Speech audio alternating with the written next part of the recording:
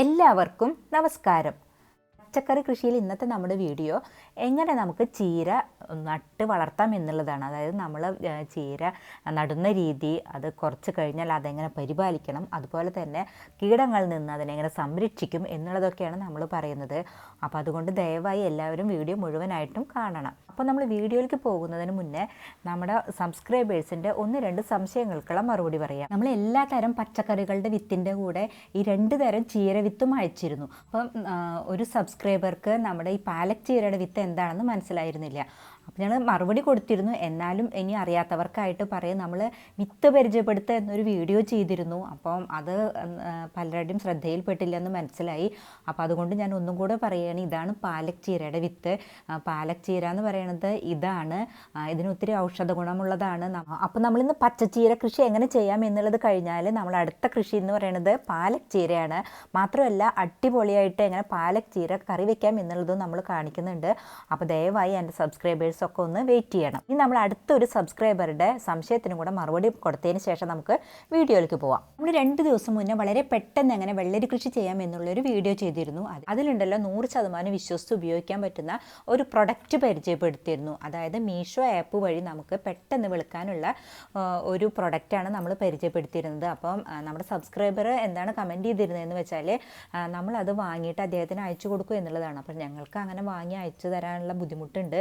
അപ്പോൾ അതുകൊണ്ട് ദയവായി നിങ്ങൾ എന്ത് ചെയ്യണമെന്ന് വെച്ചാൽ നമ്മളുടെ വീഡിയോൻ്റെ താഴെ, അതായത് വെള്ളരി കൃഷി എങ്ങനെ ചെയ്യാം എന്നുള്ള വീഡിയോൻ്റെ താഴെ അതിൻ്റെ ലിങ്ക് കൊടുത്തിട്ടുണ്ട്. അതുവഴി കയറി നിങ്ങൾ വാങ്ങിക്കുകയാണെങ്കിൽ 150 രൂപ നിങ്ങൾക്ക് കുറവ് കിട്ടുന്നതാണ്. അപ്പോൾ ഈ മീഷോ ആപ്പിലേക്ക് എങ്ങനെ നമുക്ക് കയറാം അല്ലെങ്കിൽ എങ്ങനെ വാങ്ങാം എന്നുള്ളതാണ് താങ്കൾക്ക് അറിയാത്തത് എന്നുണ്ടെങ്കിൽ അതിനായിട്ട് മെയിൽ ID-യിലേക്ക് മെയിൽ ചെയ്താൽ തീർച്ചയായും നിങ്ങൾക്ക് ഒരു വോയിസ് ഇട്ടിട്ട് മനസ്സിലാക്കി തരുന്നതാണ്. അപ്പോൾ നമ്മുടെ സബ്സ്ക്രൈബേഴ്സ് എല്ലാവരും വിത്തൊക്കെ കിട്ടി കൃഷിയൊക്കെ ചെയ്യാനായിട്ട് കറക്റ്റായിട്ട് ഇരിക്കുകയെന്ന് മനസ്സിലായി. അപ്പോൾ നമുക്ക് ആദ്യം ചീര കൃഷി എങ്ങനെയാണ് ചെയ്യണതെന്ന് നോക്കാം. എൻ്റെ 2 കൈയിലും ഓരോ വിരലും പൊട്ടിയിട്ട് ഇത്തിരി പ്രശ്നമായിട്ടിരിക്കുകയാണ് കേട്ടോ. അപ്പോൾ അത് കുഴപ്പമില്ല. അപ്പോൾ ഈ ചീരയുടെ കതിരാണിത്, ഇതിലാണ് വിത്തുകൾ ഉണ്ടാവുക. ഇത് നമ്മൾ കയ്യിലിട്ട് ഒന്നിങ്ങനെ തിരുമണ സമയത്ത് ഇതിന് കറുത്ത വിത്തുകൾ വരും. അതാണ് ചീര വിത്ത്, അതാണ് നമുക്ക് പാവേണ്ടത്. പക്ഷേ നിങ്ങൾക്ക് അയച്ചു തന്നിട്ടുള്ള ഇതിന്ന് എടുത്തിട്ടുള്ള വിത്തെല്ലാം ഞാൻ അയച്ചു തന്നിരിക്കുന്നത്, എല്ലാവർക്കും അയച്ചു തന്നിരിക്കുന്നത് ഞാൻ സീഡ് ഫാമിൽ നിന്ന് വാങ്ങിയിട്ടുള്ളതാണ്. അത് പച്ചച്ചീര എന്ന് പറഞ്ഞിട്ട് വാങ്ങിയിട്ടുള്ളതാണ് ഞാൻ അയച്ചു തന്നിരിക്കുന്നത്. ചുവന്ന ചീരയുടെ വിത്തുണ്ട്, പക്ഷെ ആരും അത് പറയാത്തതുകൊണ്ട് അത് അയച്ചു തന്നിട്ടില്ല. എനിക്ക് പൊതുവേ ചുവന്ന ചീര വിത്ത് ഇഷ്ടമല്ല, അത് പെട്ടെന്ന് കതിരി വരും, അതുകൊണ്ടാണ്, അല്ലാണ്ട് വേറെ പ്രശ്നമൊന്നുമില്ല. അപ്പോൾ ഇതിന്ന് വിത്തെടുത്ത് ഞാൻ സൂക്ഷിക്കാറില്ല. ഞാൻ സാധാരണ ഇതിൻ്റെ കതിരുണ്ടല്ലോ അത് കട്ട് ചെയ്തിട്ട് ഉണക്കി സൂക്ഷിക്കുകയാണ് പതിവ്. അപ്പോൾ പക്ഷേ ഇത് അങ്ങനെ എടുക്കേണ്ട ആവശ്യമൊന്നും വരാറില്ല. അല്ലാതെ തന്നെ നമുക്ക് ഒരു പ്രാവശ്യം ചീര കൃഷി ചെയ്താൽ മതി. അത് ചെയ്യണ സമയത്തുണ്ടല്ലോ നിറയെ നമ്മുടെ തൊടിയിൽ ഇങ്ങനെ തൈകളായിട്ട് മുളച്ചു വരും. പിന്നത്തെ പ്രാവശ്യം നമുക്കത് പറിച്ച് നട്ടാൽ മാത്രം മതി. പക്ഷേ എന്നാലും നിങ്ങൾക്ക് എങ്ങനെയാണ് ചീരവിത്ത് പാവി നടുന്നതെന്ന് നോക്കാം. അപ്പോൾ എൻ്റെ കയ്യുമ്മ പ്രശ്നമുള്ളതുകൊണ്ട് മണ്ണിലൊന്നും ചെയ്യണില്ല കേട്ടോ. അപ്പോൾ എൻ്റെ സബ്സ്ക്രൈബേഴ്സ് ദയവായി ക്ഷമിക്കണം. അപ്പോൾ നമ്മൾ ചീരവിത്ത് നടാനായിട്ട് നമ്മൾ മണ്ണൊക്കെ ഒരുക്കണ സമയത്തുണ്ടല്ലോ, നമ്മൾ വെള്ളരി കൃഷിയിൽ പറഞ്ഞു ചപ്പ് ചവറുകളൊക്കെ ഇട്ടിട്ട് ഒന്ന് കത്തിക്കാൻ. ഇതിനും അങ്ങനെ കത്തിക്കണത് നല്ലതാണ്. കാരണം എന്താണെന്ന് വെച്ചാൽ ചീര കൃഷിക്ക് ഉണ്ടാകുന്ന ഒരു വലിയൊരു പ്രശ്നമാണ് ചീഞ്ഞു പോവല്. അപ്പോൾ അത് തടയാനായിട്ട് നമ്മൾ ഒന്ന് ചപ്പ് ചവറിട്ട് കത്തിക്കണത് നല്ലതാണ്. അപ്പോൾ അങ്ങനെ ചെയ്യാൻ പറ്റാത്തവർ ചെയ്യണമെന്നില്ല, അല്ല പറ്റുന്നവർ അതങ്ങനെ ചെയ്യുക. അതിന് ശേഷം അതൊക്കെ തണുത്ത് ആയതിന് ശേഷം മാത്രമാണ് നമ്മൾ വിത്ത് പാവാനായിട്ട് പാടുള്ളൂ. അതായത് നല്ല നീർവാഴ്ചയുള്ള മണ്ണായിരിക്കണം. നന്നായിട്ട് കൊത്തി ഇളക്കിയതിന് ശേഷം നമ്മൾ കുറച്ച് വിത്തെടുത്തിട്ട് അതിൻ്റെ മേലെ ഇങ്ങനെ തൂക്കി കൊടുക്കണം. അപ്പം ഞാനിതിൽ കാണിക്കുന്നത് പോലെ നിങ്ങൾക്ക് ഇതിൽ കുറച്ച് വിത്തുകൾ പാവി കൊടുക്കാം. എന്നിട്ട് നന്നായിട്ട് വെള്ളം തെളിച്ചു കൊടുക്കണം. 2-3 ദിവസം വെയിറ്റ് ചെയ്താൽ മതി. അതിനുള്ളിൽ വിത്തുകളൊക്കെ മുളച്ച് ഇതുപോലെ ചെറിയ തൈകളായിട്ട് മാറിയിട്ടുണ്ടാവും. ഈ ചീരവിത്ത് ഉണ്ടല്ലോ ഉറുമ്പുകൾക്ക് ഒത്തിരി ഇഷ്ടമുള്ളതാണ്. ചിലപ്പോൾ നമ്മൾ പാവണ സമയത്ത് ഉറുമ്പുകളൊക്കെ തിന്നാനുള്ള സാധ്യതയുണ്ട്. അതിനുള്ള പരിഹാരമായിട്ട് ഞാൻ ചെയ്യാറുള്ളത് എന്താണെന്ന് വെച്ചാൽ ഇതിൽ സ്വല്പം പൊടിയരി മിക്സ് ചെയ്തിട്ട് അത് ഒന്ന് പാവി കൊടുക്കും. അന്നേരം പൊടിയരി മാത്രമേ ഉറുമ്പുകൾ കൊണ്ടുപോവുള്ളൂ, നമ്മുടെ ചീര വിത്തൊന്നും കൊണ്ടുപോകില്ല. അപ്പോൾ നമുക്കിതുപോലെ എല്ലാ ചീരയും അത് മുളച്ച് കറക്റ്റായിട്ടുണ്ടാവും. നമ്മൾ വെള്ളരി കൃഷി ചെയ്ത വീഡിയോയിൽ വെള്ളരിയൊക്കെ മുളച്ചത് ഇത്രയ്ക്കും ആയിട്ടുണ്ട്.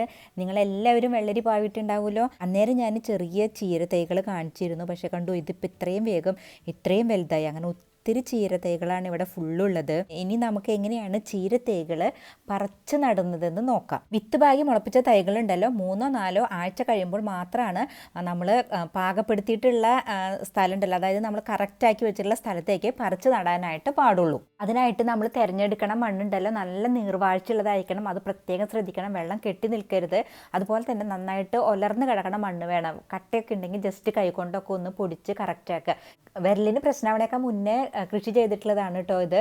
ഇനി നമ്മൾ ശ്രദ്ധിക്കേണ്ട വേറൊരു കാര്യം എന്താണെന്ന് വെച്ചാൽ നമ്മൾ തൈ പുഴക്കിയെടുക്കുമ്പോൾ മണ്ണോട് കൂടെ പുഴക്കിയെടുക്കുക. അങ്ങനെ ചെയ്ത് കഴിഞ്ഞാൽ തൈ വെച്ച് കഴിഞ്ഞാൽ ഒരിക്കലും വാടില്ല. മണ്ണില്ലെങ്കിൽ അത് വാടാനുള്ള ഒരു സാധ്യതയുണ്ട്. അത് പ്രത്യേകം ശ്രദ്ധിക്കുക. ഞാൻ വെണ്ട, തക്കാളി ഇതിൻ്റെയൊക്കെ കൃഷിയിൽ ഞാൻ പറഞ്ഞിരുന്നു, നമ്മൾ തൈ പറിച്ചെടുക്കുമ്പോൾ അതിൽ മണ്ണുണ്ടാവാനായിട്ട് ശ്രദ്ധിക്കുക. അപ്പോൾ നമ്മളത് പറിച്ചെടുക്കുമ്പോൾ മണ്ണ് കൊഴിഞ്ഞു പോകും. അപ്പോൾ കൊഴിഞ്ഞു പോകാതിരിക്കാനായിട്ട് ജസ്റ്റ് ഒന്നിങ്ങനെ അമർത്തി കഴിഞ്ഞാൽ കണ്ടു ഇതുപോലെ ഇരിക്കും. ഇങ്ങനെ ഓരോ ഉരുളകളൊക്കെ പോലെ ആയിട്ടിരിക്കും. അതിനുശേഷം നമ്മൾ സാധാരണ എല്ലാം ചെയ്യണ പോലെ തന്നെ ചെറിയൊരു കുഴി എടുക്കുക. എന്നിട്ട് ഇത് ഓരോന്നായിട്ട് അതിൽ വെക്കുക, മണ്ണിട്ട് മൂടുക.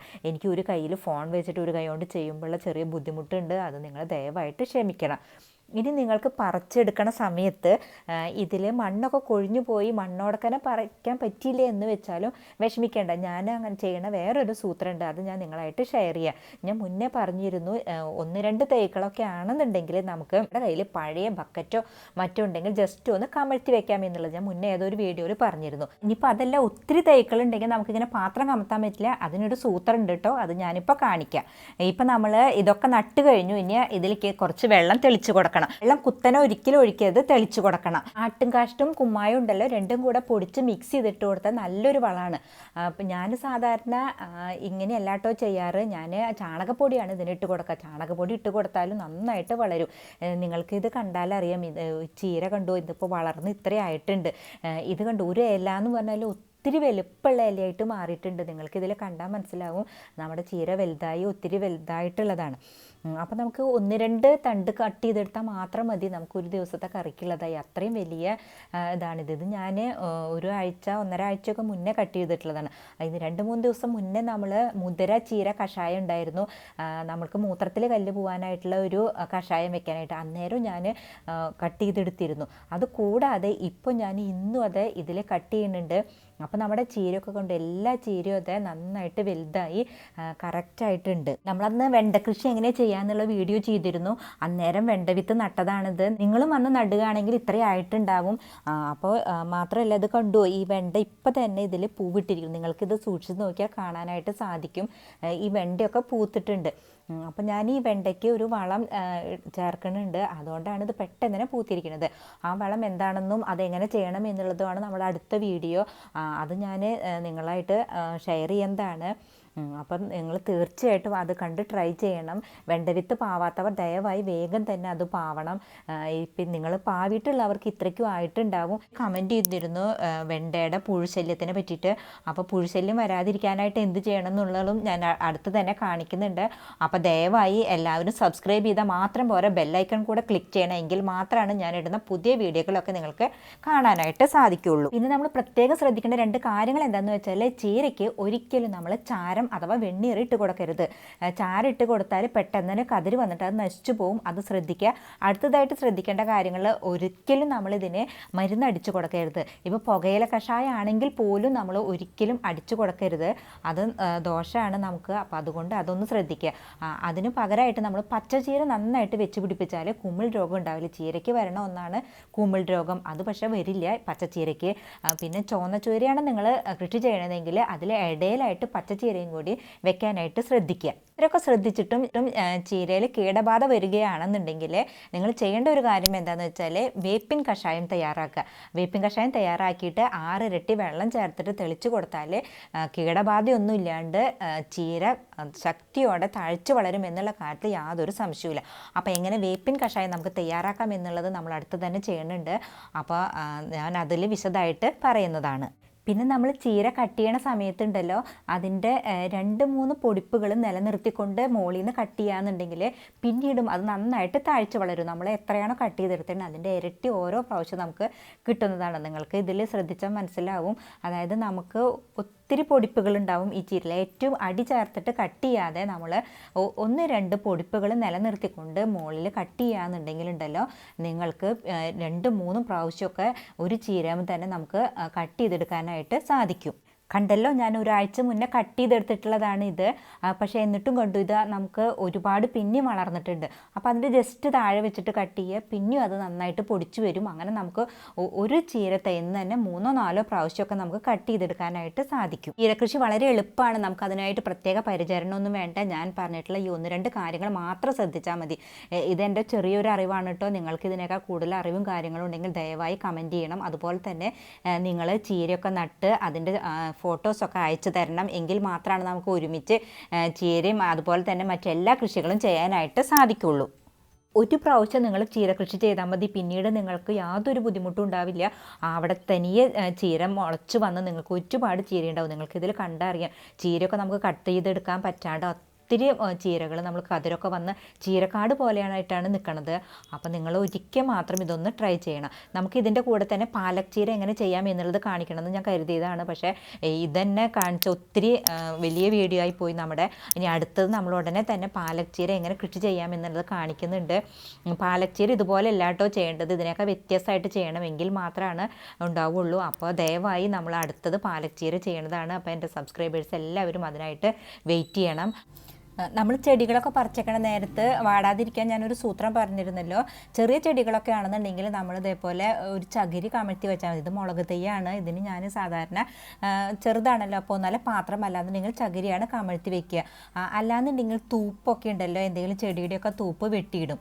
പിന്നെ ഞാൻ ചെയ്യേണ്ടത് വേറൊരു പരിപാടി എന്താണെന്ന് വെച്ചാൽ നമ്മൾ 3-4 കമ്പുകൾ എടുക്കും. അതായത് ചെറിയ കമ്പുകൾ എടുത്തിട്ട് ഇതിൻ്റെ 2 സൈഡിലായിട്ട് ചുമ്മാ ഒന്ന് കുത്തിവെക്കും. അതായത് ഞാനിപ്പോൾ ഇവിടെ തക്കാളിയുടെ ചെടിയാണ് നട്ടിരിക്കുന്നത്. അപ്പോൾ അതിന് വെയിലടിക്കാതിരിക്കാനായിട്ട് ഞാൻ 4 കമ്പുകൾ എടുത്തിട്ട് അത് 2 സൈഡിലായിട്ട് കുത്തി വെച്ചിട്ട് അതിൻ്റെ മേലെ എന്തെങ്കിലും പഴയ ഒരു തുണി വിരിക്കും. ഷാളോ അല്ലെങ്കിൽ പഴയ മുണ്ടോ അല്ലെങ്കിൽ സാരി എന്താണെന്ന് വെച്ചാൽ അത് വിരിക്കുക.